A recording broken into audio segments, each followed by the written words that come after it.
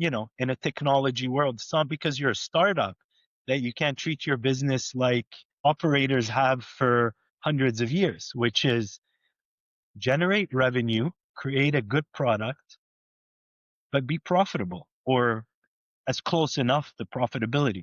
And I think a lot of first time CEOs just want to grow and, market territory or make a name or get pressured from their investors if they're not self funded. But whether I have outside money or my own money, I'm always going to treat a business, call it nowadays, as if it's my own and solely my own and that it has a clock to it.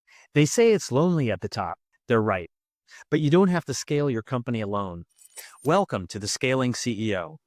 I'm Glenn Gao, the CEO Success Coach. On this podcast, I sit down with top performing CEOs to uncover the hidden patterns and frameworks behind their success so you can avoid common pitfalls and accelerate your company's growth. Now, on to the show. Today, we have a true velocity operator in the e-commerce and fintech world. Our guest, Omar Sahyoun, doesn't just build companies, he scales them for massive impact and successful exits. Omar's resume is a masterclass in growth. He co-founded TeamBuy, taking it from 4 people to 150 staff operation, generating over $60 million in annual revenue. He was a key leader in Aereo, securing a $10 million seed round before a successful double-digit exit. Now he's the founder and CEO of Shoply, where he's using smart technology to turn every cell phone into a personal shopping cart. On top of that, he's a managing partner at Brand FX, building a portfolio of e-commerce technology. If you want to know how to build scale from the ground up, drive tech-enabled growth, and scale yourself as a leader across diverse ventures, stay locked in. Omar, welcome to the Scaling CEO. Thank you. And thank you for that wonderful intro. You're welcome. So you talk about white space that Brand FX is looking for, where traditional brands and retailers miss the mark. What's the one counterintuitive scaling insight you found in these white spaces, a play that would have saved your younger self significant time and effort at either of your prior companies? That's a very interesting question because there's so much to to unpack with that. But if I were to, really focus on the one point you brought up, which is the white space, it's finding that white space, and it's not always given. Sometimes it's situational, sometimes it's the right time, right place, sometimes it's your own personal experience. So, if we look at brand effects, Shoply is one of the 3 portfolio companies which really focuses on, call it brick and mortar retail, modernizing brick and mortar retail technology. Mm-hmm. Uh, and why did I come about that is because my personal background's in e-commerce, and if we look at COVID as an example, Sure. um, what COVID did it did create a rise in e-commerce, but I Right. believe it was inorganic. It's fake. So e-commerce just blew up. Why? Because people had to stay home and could only order online. Right. Um, but I had this thesis that was, you know, prior to COVID, I'd say about 80% of commerce was done face to face in brick and mortar settings. So as much as e-commerce sounds massive, it really accounts for about 20% in terms of retail penetration where Right. I've purchases even are made, lower numbers than that. right? Yeah. And I think, after COVID probably went to 70%, but it's still the bulk of, call it, commerce is conducted face to face. So what really COVID did was create a disconnect because now consumers started going back to brick and mortars, Mm-hmm. but they were spoiled by e-commerce for years, for 3, 4 years. What do I mean by spoiled? It means, better personalization. I mean, online, when you're purchasing online, this e-commerce robot, the machine behind e-commerce, knows more about you than a salesperson in a store that you may have just met. You Right. have better loyalty, you have faster checkout, you have seamless checkout. So these are all convenience features, right? So how do you bring that convenience and that efficiency to brick and mortar to modernize them so that consumers who got spoiled, call it, by e-commerce in during COVID can still achieve that convenience in a brick and mortar setting, which in turn, just does, it creates better commerce for everyone. It's better for retail owners who generate more revenues, who can treat every customer like a VIP, even if you've never met them. So, how do you give them those tools to really empower salespeople to connect with consumers better? A lot of technology companies went more independent, not independent, but after COVID, they started creating selfless checkout, and they actually started creating uh, less need for humans to interact. Right. We went the complete other way.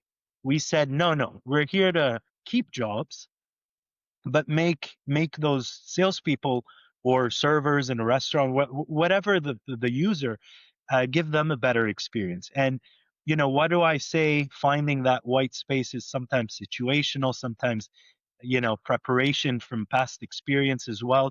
Is the mix of COVID, the mix of my e-commerce background, but also personally, I grew up in the franchise world. My father owned computer stores. He owned a few Burger Kings. He owned the second guy. He was this entrepreneur that just owned small businesses. Right. So, I grew up in that world. I know that world, and I've been obsessed with kind of serving SMBs, whether it's through, Shoply, whether it's through Wagjag, that's our other e-commerce marketplace that is essentially a flash sale daily deal company, or GoCXM, which is the third portfolio company, which is a CPG consumer engagement platform. But again, we deal with how do CPGs connect with retail stores or consumers. So everything we focus on in that white space is creating technology for the underserved, which is brick and mortar, Right. traditional business. How do you modernize it? You don't want to eliminate it. So e-commerce could easily eliminate brick and mortar if brick and mortars don't keep up, is our view. It may Beautiful. take 100 years, but they should work hand in hand, and that's our philosophy. Okay. Thank you. You yourself have been a multi-time CEO and you see other CEOs. What's the biggest blind spot you see in other CEOs when they're driving for aggressive company growth? And what is the mistake that you think kills scale every time? Yeah, I think the one thing that uh, does potentially kill scale and may not seem upfront, and it can bite you in the derriere. I don't know what words we use in this podcast. Um, is not thinking long term enough. And I've Ah, been, some of my earlier ventures were VC backed, and it was growth at any cost. right, Just grow, grow, grow, grow, grow. Doesn't matter how much you lose. Grow. Someone will buy you. And it's short term thinking in the sense where we have grown and we've left the mark. But what happens when you run out of cash from right, externals? What happens when those trends die? What happens when there's less interest in markets to acquire you? Well, then you're out of money. You've burnt a lot of money, which makes you look like a poor operator. But yeah, you have market share, or you have a presence, or you have a brand name. But it's easy come, easy go. So I would say in the latter half of my ventures, and the fundamentals I try to apply today is just old school fundamentals, but in a technology world. It's not because you're a startup that you can't treat your business like operators have for you know hundreds of years, which is generate revenue, create a good product, but be profitable, or as close enough to profitability. And I think a right. lot of CEOs, at least first time CEOs, just want to grow and market territory or make a name, or get pressured from their investors if they're not self funded. But whether I have outside money or my own money, I'm always going to treat a business, call it nowadays, as if it's my own and solely my own, and that it has a clock to it. And, if you're not generating cash flow, how are you going to survive? Yep. Uh, So I think, that's call it the financial side. Maybe on the vision or product side, I always haggle with my chief product officer who's trying to sell the technology of 5 years. And I tell him, well, it's a great vision and your product is like you've built the rocket ship, but our clients may not understand it today. So don't go Right. too and Right. mix a Right. yeah, mix We a can bit be of ahead of what's the yeah, consumer. that's right. And why is this relevant? Obviously it's an obvious thing to say, but with AI taking, call it, a lot of importance these days, and some of the biggest CEOs in the world, I mean Mark Zuckerberg and all the biggest names are calling it a bubble. So don't get too caught up. Yep. AI Yep. is change how we do anything, but it doesn't have to be like, again, the rocket ship, because people may not be ready for this type of, call it, product. So Right. ease into the market. How do you do that? Is listen to your customers, meet with them. My chief product officer worked at a restaurant for a week so he could build a point of sale for restaurants. Just Oh, interact love it. with your users, understand your customer needs. Don't just assume they're going to want the Lamborghini. They may not want it. They may, That's right. just a very, very, they want just something to make their life easier sometimes. So They want their particular problem solved, and it may not require lots and lots of that's features right. and functions to do that. So So, by if I may, mistake, I wanna jump to a different topic. You have successfully sold companies. Talk to us about a CEO who wants to do the same thing, and what are some of the lessons you learned while scaling a company that help create a good outcome for you, your investors, and your employees? yeah, I think a lot of people will say that. I think also after a few wins and losses is just make sure you have the right partners because you make product, tech, whatever it is, which is my space in tech. It's the people. Investors invest in people, and companies buy a company for its people if it's for the right reasons, right? Sometimes you buy to just clean it off, but that's not a successful exit. That's a Right, right. unfortunate exit, right? So let's look at the happy exit scenario. um your partners, I'm not just talking about financial partners or investors, I'm talking about your team. Everyone in your team matters. Shopley, Wagjag, GoCXM are my fifth, sixth, and seventh ventures.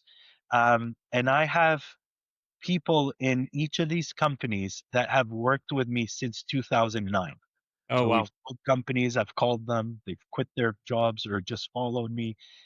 So you're creating an environment of trust. Sometimes, some people will say, "Oh, great, you're selling a company. So what happens to my job?" They shouldn't worry about that. Everyone needs to be aligned that we will sell this company someday, and Yep. everybody should benefit from it, whether from you know, a continuance and getting better salaries because a bigger company bought us, or being part of the stock option pool where you're making a couple of bucks. So again, just people, partners. I call partners basically staff, executive team, and investors. Everyone's a Okay. partner. Okay. So good. Keeping everybody in mind is going to help you develop an exit that is good for everyone involved. Yeah, And so you start there from day one. that's right, because your product will go out of trend. Your financials are going to have companies with better financials. So what's left after that? What sustains over, ups and downs of economies going bad and markets crashing and all that? It's really the people around you and basically the ability to pivot. Pivot is could be an exit, pivot could be creating a net new product. It's just how do you deal with the turbulations of, Great. this very difficult life we live, the startup life. So thank you for sharing that. And I want to talk about you for a moment. Uniquely, you are running multiple things at once. You have successfully scaled yourself multiple times. Talk to us about the personal scaling habit you've had to master from becoming the bottleneck in your own ventures. Yeah, I'm actually going through a similar process right now. I've negotiated myself out of one of the so I am the CEO at WagJag and Shockley, and I'm the managing partner, as I told you, at Brand Effects. Right. GoCXM is one of the companies that has its own CEO, who's my partner. He's actually a family office as well, has done tremendously well in his life. But I'm more on the strategy side on that company. But I've just negotiated myself out of a job at Shockley. Ah, Uh, and we haven't closed yet, so it's quite confidential. But sometimes it's also the humility of saying, "Hey, maybe there's someone better to take on my role." And what that really means is just acting like you're an owner, no ego. I'm not looking to be a CEO. I'm looking for success. right. I'm looking for my baby to be successful. If I am head of customer support, if I'm CEO, if I don't know, the accountant, doesn't matter what role I take. I just have to be good at it and support the rest of the team to be successful. And I think, that removing that ego is very important. And I think you don't have that in your 20s. Your 20s, you just want to be a CEO, right? Yeah. And Yeah. just put it on your LinkedIn. I don't care what role I have, as long as I see my baby, you know, going to fruition and accomplishing what we set out to do. That's Uh, very, very mature way of looking at things, and rare. So congratulations for having that perspective. thank you. We have time for one more area of topics here, which is AI. And so you're an expert in technology enabled growth and in data driven analytics. So, how do you see AI impacting two things? One is the operations inside the companies that you're running, and how it impacts their products themselves and what we're going to offer to the market using AI. That's a I think that's the perfect question because you just split AI into operational efficiencies internally, but also AI as a product to sell, right? And I Right. think you hit the nail on the head. It's dual sided. I think where if you want to remain competitive, AI as an operational efficiency is a must. You know, it's it's like Bill Gates in the 80s saying, "Hey, you should try Windows and Microsoft Word," right? And now, Excel and all this, right? It's so AI is obviously here to stay. It's here to make you better, stronger, faster. So from an internal perspective, just learn how to use it. You don't have to build it yourself. There's a million companies out there creating AI agents to, empower you to do more. From simple design and PowerPoints to financial analysis to, you know, whatever it is. We're building a lot of AI internally to support our devs. So 20% of our coding is done through AI now. That means Okay. 20% of cost savings, not because we cut staff. We Right. actually hired another dozen to focus on AI, but it's so that our roadmap goes 20% faster, so that we Okay. launch products 20% faster. So our QA is actually not prone to human error, Mhm. quality. um, Now, that's one side. The AI as a product, if you want to stay competitive and if there's a reason for you to offer AI as a product to your customers because they need it, then go for it, right? And if it's not needed, don't force it. Don't force it till you'll need to force it. I think that time will come, but I do think it's a bubble in terms of call it you can't exit at an optimal valuation if you don't have AI as a product. Obviously, you need it internally. We've established that. But if it makes sense, build it. In fact, I would split AI as a product in two areas, and not to bore everyone with the nerdiness around it, but you have call it AI agents, which Right. is a buzzword right now.